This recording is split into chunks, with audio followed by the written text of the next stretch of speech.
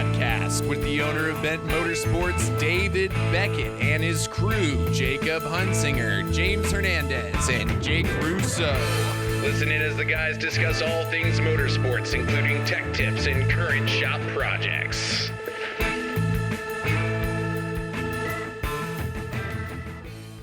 All right, Jake, let me hear. Check, check, check, check. 1 check, 2 check, 3 check, 4 check, I like it. 5 checks. I have no checks. I don't have checks because I don't work.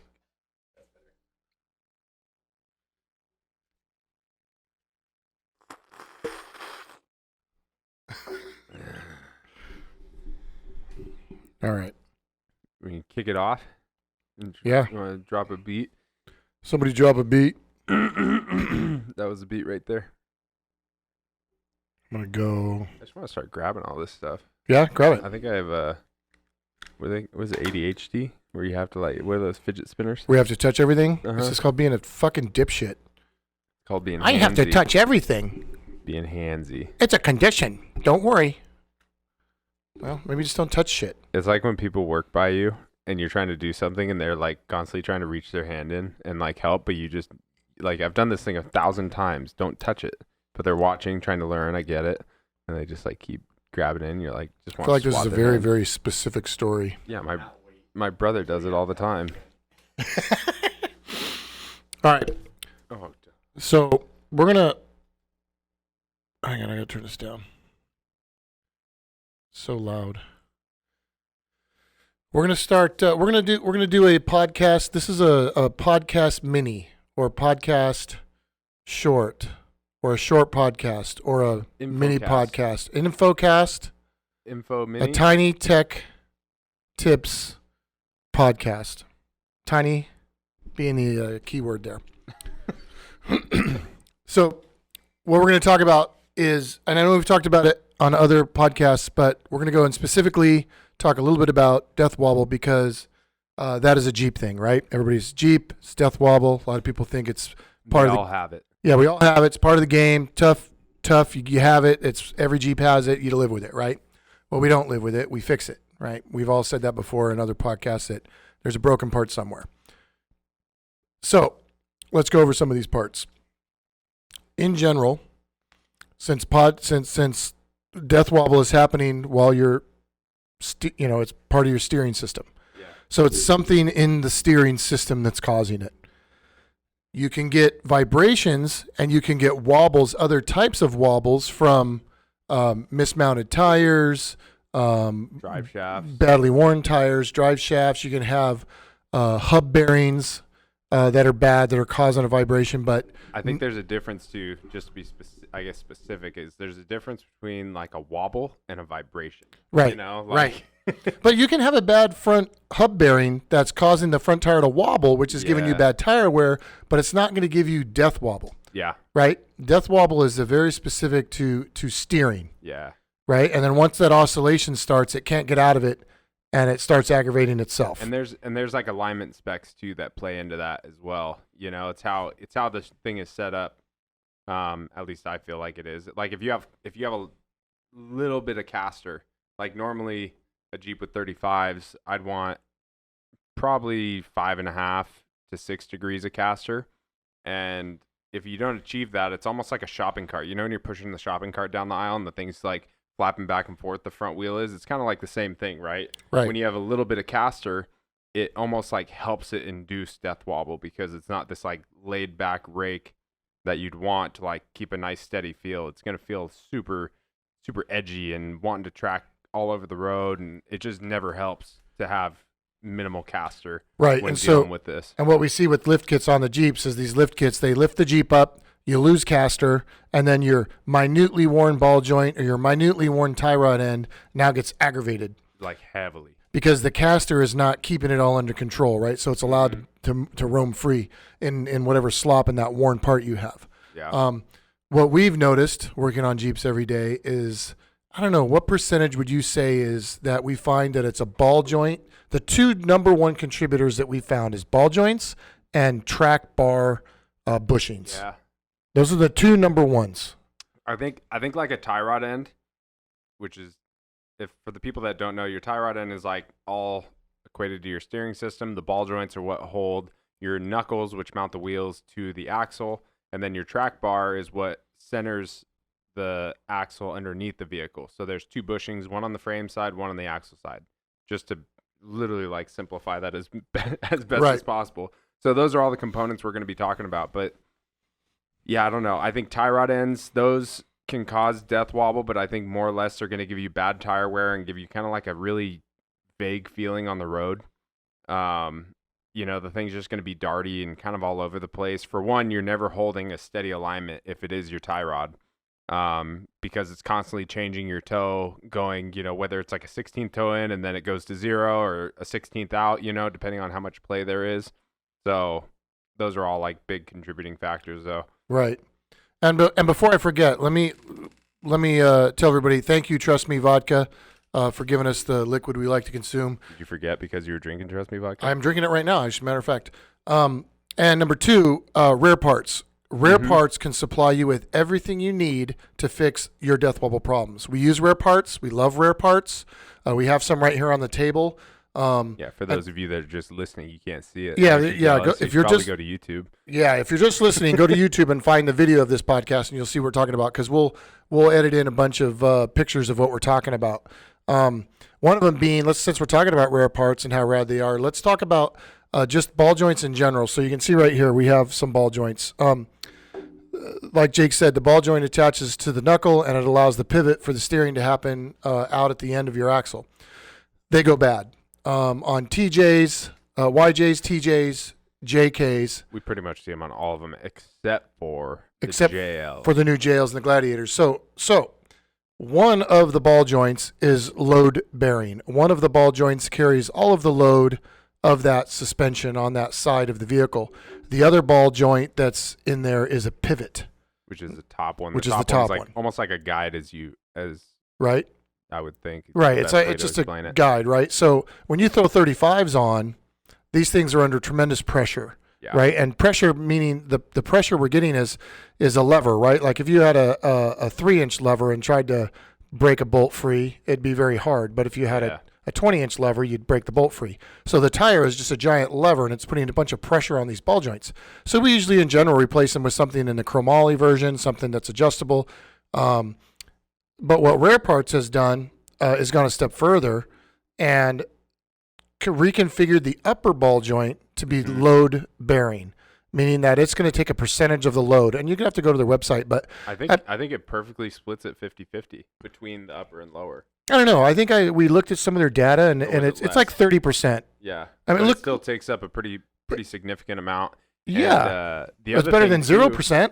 Yeah, right. And the other thing too is I think the way that they're getting that to take up a lot of the load is that there's actually like a tapered roller bearing in there or something that helps it so it's nice and smooth, but you can still get that to take up a good chunk of the load. I mean, when you think about it, how much does a Jeep weigh? Let's say 6,000 pounds. Yeah, a heavy loaded one, yeah. Let's say the front half of it's going to be 3,500. Each one of those ball joints is taking up close to 12, 15, and 1,600 pounds each. Right. Right? So split that load up to 2, 1.5, I guess. So it helps out quite a bit. Well, and since it's a tapered roller bearing, it's adjustable, meaning that so you go out and do the Rubicon and everything's feeling a little sloppy, you can go in there and adjust it and tighten it up and take out that slop. Yeah. So sick for Rare Parts to do that. Now, what Jeep's done is Jeep already did that on the new JLs and Gladiators. Yeah. They made both of their ball joints load bearing. So they fixed that issue on the new Jeeps. But Rare Parts is offering this part so you can reconfigure your YJ, TJ, JK to be like the new JLs and JTs. So that's nice, right? The ball joint package is super important. Anybody out there running 35s or bigger, you need to constantly check your ball joints. Constantly be checking those. That's the number one contributor for your death wobble. Number 2 is track bar bushings, which Rare Parts makes track bars too, right? Or do they only make the steering tie rods? Just steering, tie rod, and drag link, and then the ball joints. They sell like stock replacement parts, I think. They're actually, I didn't know what exactly they did before. We met them at SEMA, which is how we came across them.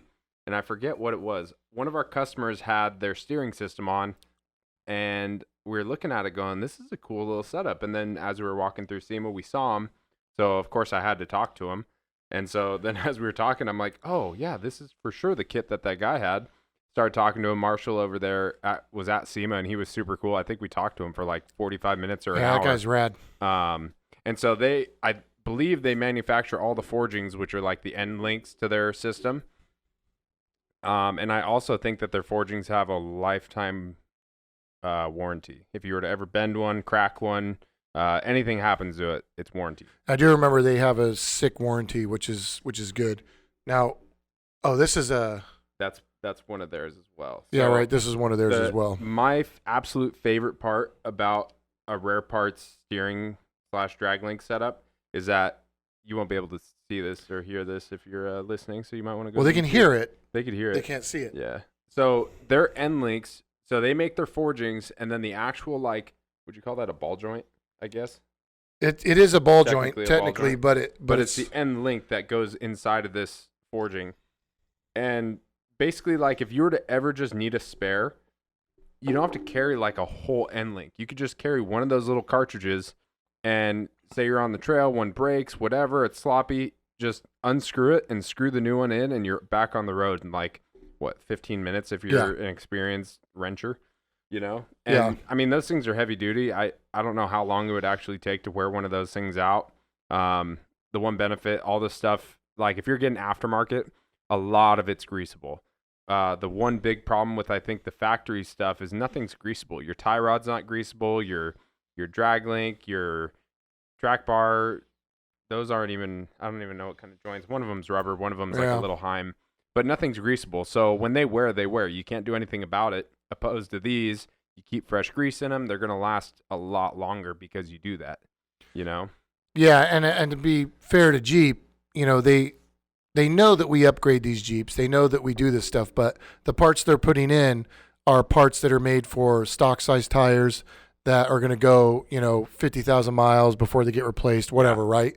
We're putting huge tires on and then going off-roading and doing stupid shit, and they wear out in like 5,000 miles. We've seen factory ball joints wear out, and I think as little as 18,000 miles, I think was like the lowest set that we had. But that was somebody who immediately put big tires on their car. Immediately put big tires on, and then they get smoked.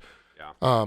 So Death Wobble isn't something that you live with. Death Wobble is an indicator that you have something wrong. You need to fix it. We'll do some videos on YouTube that will show you how to check your ball joints. It'll show you how to replace your ball joints. We'll show how to check track bar. We'll show you how we diagnose and find Death Wobble, and it's super simple. We can go to any Jeep that pulls into the shop, and inside of 3 minutes, we can tell you exactly what's wrong and what needs to be replaced. It's that simple to find. And it's not just because we've been doing it forever, but we just know where to look. So you watch our video, we'll show you how to do it. You'll know where to look. You can do it after you get back from every off-roading trip, and you'll never worry about it again. We'll also do another video about how to do an alignment on your Jeep, because an alignment on a Jeep is the easiest thing ever.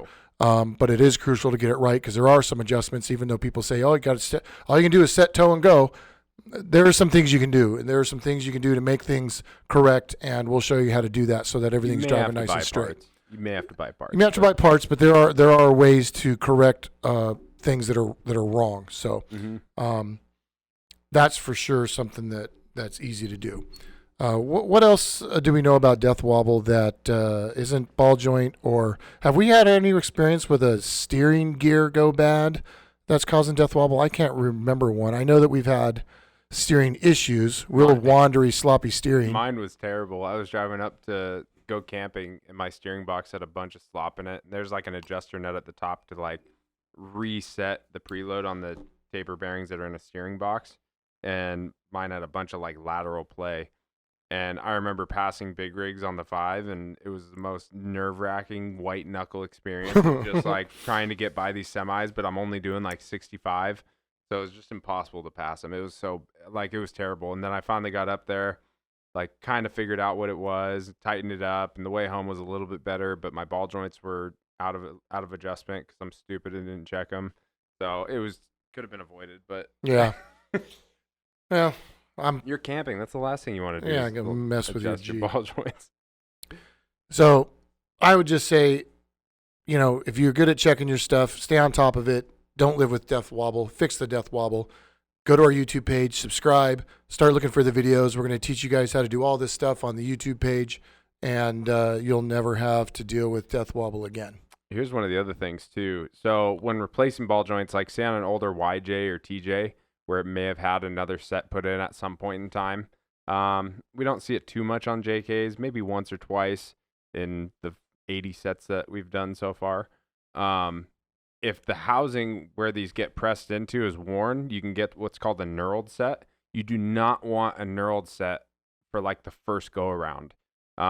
We've had it where it basically, this knurling takes up the slop of, pressing 1 or 2 sets in or 3 sets, whatever it is. And so when you press a knurled set into like a fresher housing, it'll literally make the joint so tight that you can't steer. And we've had that happen, which was terrible. I think I had to take it. I think it happened on Ken's Scout. Did it? Wasn't it Ken's Scout that or was Eddie's? Maybe, but it also happened on Greg's JK. That's right. And then now Roy said on his new JL he might have that same problem.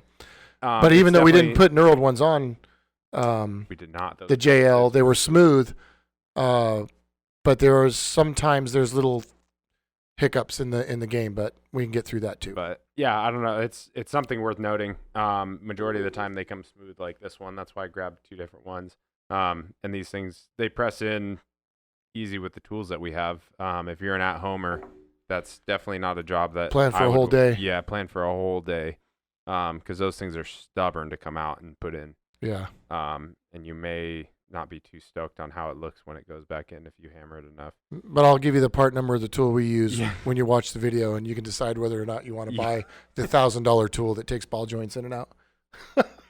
Like although in 4 minutes or something. I've done like ball that. joints the old way, and I would have paid any amount, even if I only used it once. Yeah, that tool's paid itself off 10 times over. Yeah. But yeah, no, it's not really rocket science. There's a lot to it. I know, like I was talking about the whole caster thing before, maybe you have some worn out upper control arm bushings that are playing a toll in, your whole alignment, stuff like that. It's always just good to check all that stuff, even if it means like unbolting the arm one at a time and like pulling it down, checking the joint if they're aftermarket.